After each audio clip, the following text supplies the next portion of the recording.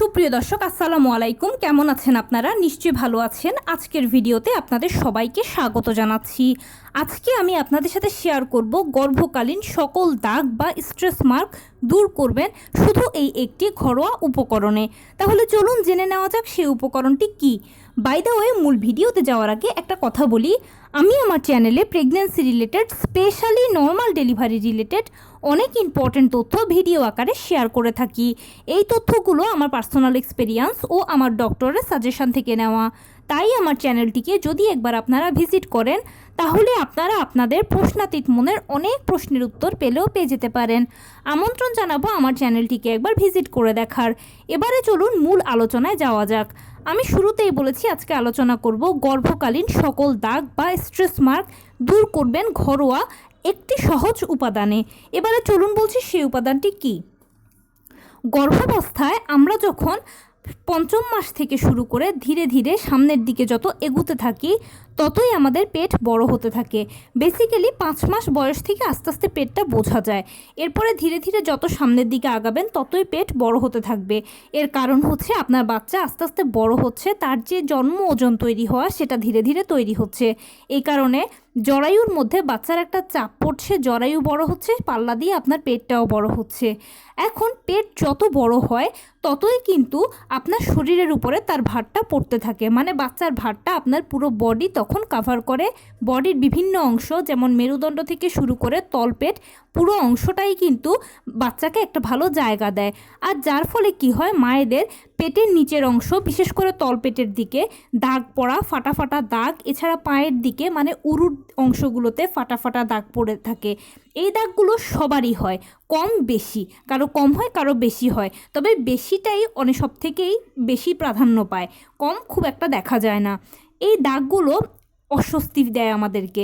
Pregnancy সময়কালীনেও অনেকে অস্বস্তিতে ভোগে, প্রেগনেন্সির পরবর্তীতেও এই দাগগুলো খারাপ লাগে। কেননা যেহেতু এখন পেটটা বড় হচ্ছে তাই চামড়াটা ফাটছে, আর চামড়াটা ফাটার কারণে এই ফাটা দাগগুলো তৈরি হচ্ছে। যখন আপনার ডেলিভারিটা হয়ে যাবে তখন এই ফাটা দাগগুলো কিন্তু আস্তে একসাথে চুপসে যাবে, তখন এগুলো দেখতে খারাপ লাগে। তো এই কারণে যেটা করবেন আপনি, একটা সহজ উপায় হচ্ছে, বাজারে বিভিন্ন ধরনের ক্রিম কিনতে পাওয়া যায়।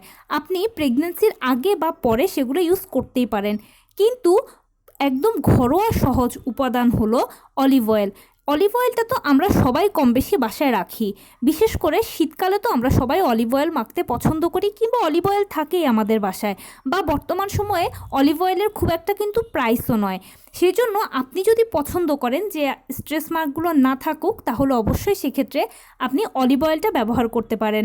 প্রেগনেন্সির প্রথম থেকে, মানে আপনার যখন থেকে আস্তে আস্তে পেটটা বড় হতে শুরু করবে তখন থেকে যদি অলিভ অয়েলটা ম্যাসেজ করতে থাকেন পেটের নিচের অংশে, এছাড়া পুরো পেটটা জুড়ে, পায়ের দিকে যদি অলিভ অয়েলগুলো নিয়মিত ম্যাসেজ করেন তাহলে দেখবেন যে ইনশাল্লাহ প্রেগনেন্সির পরে কোনো ফাটা দাগ তো পড়বেই না, বরং আপনার স্কিন আরও সফট হবে ও সুন্দর হবে।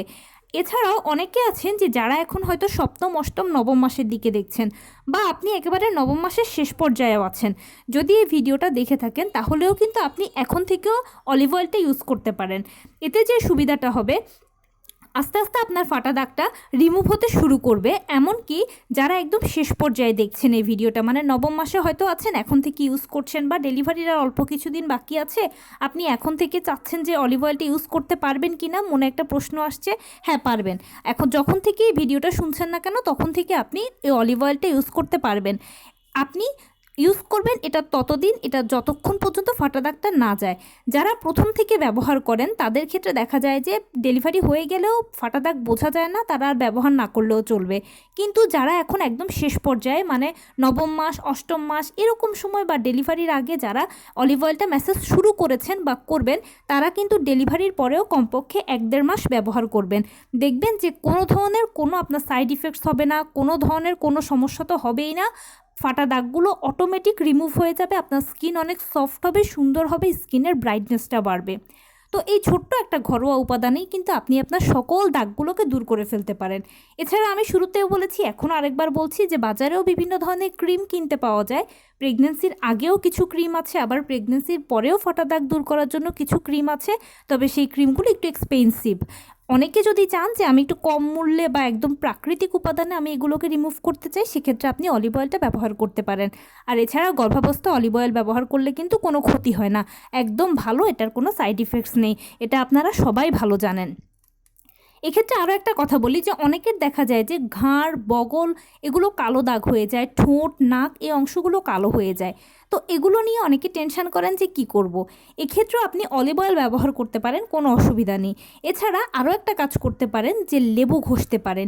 এই জায়গাগুলোতে যদি আপনি লেবু ঘষেন তাহলে দেখবেন যে অটোমেটিক কালচে দাগগুলো চলে যাবে। আর তাছাড়াও এই কালচিটে যে দাগগুলো প্রেগনেন্সিকালীন সময়ে মায়েদের মধ্যে পড়ে, এগুলো নিয়ে টেনশনের কোনো ব্যাপার নয়, এগুলো অটোমেটিক চলে যাবে ডেলিভারি হয়ে যাওয়ার পরে। এগুলো প্রেগনেন্সিতে সবারই কম বেশি টুকটাক হয় এবং প্রেগনেন্সির পরে মানে ডেলিভারি হয়ে যাওয়ার পরে অটোমেটিক চলে যায়, এগুলোর জন্য কিছু ইউজ করার দরকার হয় না, খুব টেনশনেরও দরকার নেই।